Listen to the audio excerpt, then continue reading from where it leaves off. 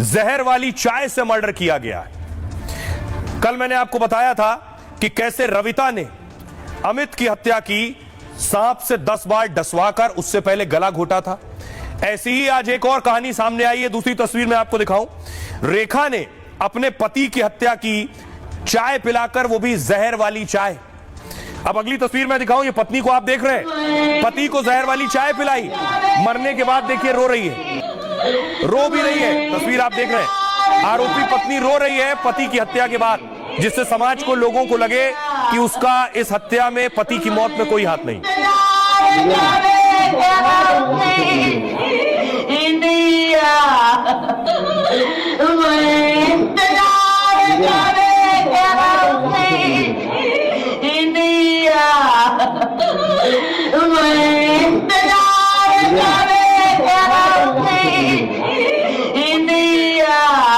पत्नी के रोने से बिल्कुल एहसास नहीं होगा कि पत्नी ने ही पति की हत्या की है, पत्नी ने ही पति के चाय में जहर मिलाया है, लेकिन वो लोगों के बीच बैठकर इस तरह से रो रही है जिससे आसपास वालों को भनक भी ना लगे कि उसी ने हत्या की है।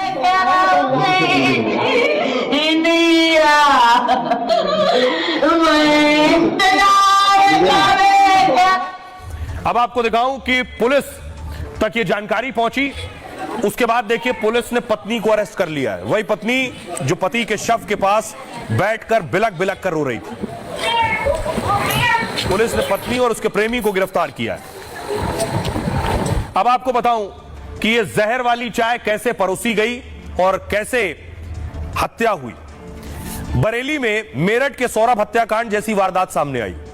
यहां पत्नी ने पहले पति को चूहे मारने वाली दवा मिलाकर चाय पिलाई, और जब चाय पीकर पति बेहोश हुआ तो प्रेमी को घर बुला लिया, और इसके बाद पत्नी और प्रेमी ने मिलकर गला दबाया और पति की हत्या कर दी।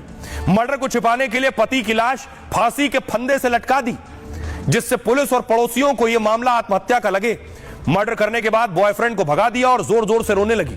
रोने की आवाज सुनकर ही पड़ोसी आए, पुलिस तक सूचना पहुंची। पुलिस ने दरवाजा तोड़कर फंदे से लटकती लाश को नीचे उतारा, लेकिन जब पोस्टमार्टम हुआ तो हत्या की साजिश बेनकाब हुई। रिपोर्ट में पता चला मौत सुसाइड, आत्महत्या करने से नहीं बल्कि गला दबाया गया है फांसी के फंदे पर लटकाने से पहले, और उससे पहले नशीले पदार्थ वाली चाय पिलाई गई। फिर भाई की शिकायत के आधार पर पत्नी को हिरासत में लिया गया। पुलिस ने सख्ती से पूछताछ की तो पत्नी ने जुर्म कबूल कर लिया। पत्नी के साथ ही उसे प्रेमी को भी पुलिस ने गिरफ्तार कर लिया है। 16 साल पहले रेखा से शादी हुई थी, 4 बच्चे हैं। रेखा मेडिकल कॉलेज में खाना बनाती थी और यहीं से वो प्रेमी के संपर्क में आई। इस प्रेम संबंध के बारे में कहर को पता चला तो दोनों में विवाद हो गया। कहर लगातार झगड़ा करता था, इसलिए उसे पत्नी ने रास्ते से हटा दिया। ये आरोप पति के परिवार ने लगाए हैं, जिनकी पुलिस जांच कर रही है। फिलहाल हत्या की आरोपी पत्नी और प्रेमी दोनों पुलिस की गिरफ्त में है। सुनिए जरा बरेली के एसपी मुकेश चंद्र मिश्र क्या कह रहे हैं। केहर सिंह नाम के व्यक्ति का शव उनके एक कमरे के मकान में लटका हुआ मिला। मकान का वो कमरा अंदर से बंद था। पड़ोसियों ने पत्नी की चीख सुनकर मौके पर पहुंचकर दरवाजा तोड़कर उसके शव को निकाला था। पुलिस को सूचना दी गई। पुलिस ने मौके पर पहुंचकर शव को कब्जे में लिया।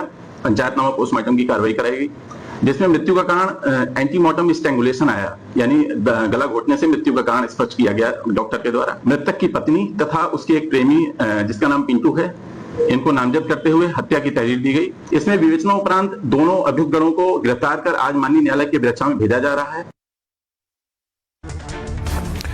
आइए आज की एक और बड़ी खबर। अगर आप गूगल मैप का इस्तेमाल करते हैं रास्ते और अपने गंतव्य तक जाने के लिए तो यह खबर जरूरी है। गूगल मैप से सावधान, सतर्क होकर इसका इस्तेमाल करें। तस्वीर आई, ये गूगल मैप है, रास्ता अपने डेस्टिनेशन तक जाने के लिए जहां आपको जाना आप इसका इस्तेमाल करते हैं। अगली तस्वीर में आपको दिखाऊं, इसी तरह कुछ लोगों ने इस्तेमाल किया था पिछले दिनों। तो पुल से गिरी गाड़ी सीधे नीचे। गूगल मैप का इस्तेमाल था, आगे पुल नहीं था। गूगल मैप का इस्तेमाल किया, सीधे खाई में गिर गए। गूगल मैप का इस्तेमाल किया, खाई में, नाले में गिर गई गाड़ी। इसी तरह एक और सज्जन गूगल मैप का इस्तेमाल कर रहे थे, रेलवे ट्रैक पर जाकर गाड़ी खड़ी हो गई और ट्रैक पर फंस गई, ये देख रहे हैं। उसके बाद ट्रेन आई है, ट्रेन ने टक्कर मारी है। ध्यान से देखिए जरा, गाड़ी रुक गई है, ट्रेन ने गाड़ी को टक्कर मारी। ये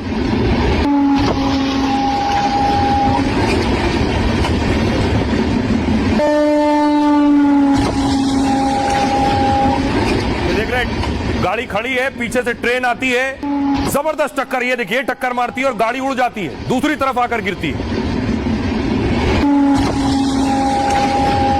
और उसके बाद देखिए गाड़ी की स्थिति मैं आपको दिखा दूं, ट्रेन से टक्कर के बाद ये है गाड़ी का हाल।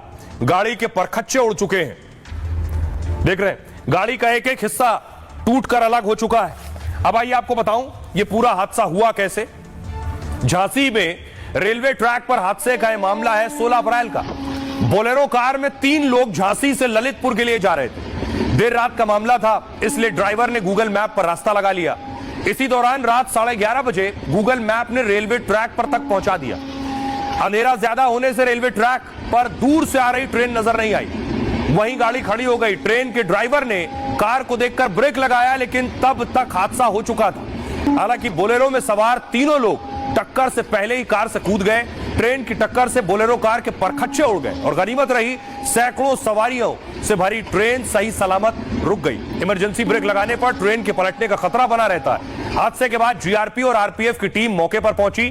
काफी मशक्कत के बाद बोलेरो कार को रेलवे ट्रैक से हटाया गया। करीब 1 घंटे की देरी से ट्रेन अगले स्टेशन के लिए रवाना हुई और रेलवे पुलिस फोर्स ने ड्राइवर के खिलाफ केस दर्ज कर लिया। रेलवे के नियमों की अनदेखी रेलवे ट्रैक के तहत अपराध होता है।